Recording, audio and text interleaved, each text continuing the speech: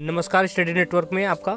सर्दी जुकाम खांसी बुखार माथा दर्द इत्यादि किसी को भी हो तो 2 से 3 दिनों में जो मेडिसिन मैं रिकमेंड करने जा रहा हूं उसको उपयोग करें और तुरंत से तुरंत जो है आप जो है ठीक हो जाएंगे। उसमें से पहला टेबलेट है सुमोकोल टेबलेट और ऑफ्लोक्सासिन 200 mg, जो कि 15 साल से ऊपर के लोगों के लिए एक टेबलेट खाना खाने के बाद सुबह और शाम खाना है और 2 से 3 दिनों में ये सर्दी खांसी जुकाम जो है बिल्कुल ठीक। इसी टाइप की वीडियो पाने के लिए हमारे चैनल को सब्सक्राइब करें, बेल आइकन का दबाएं। Thank you.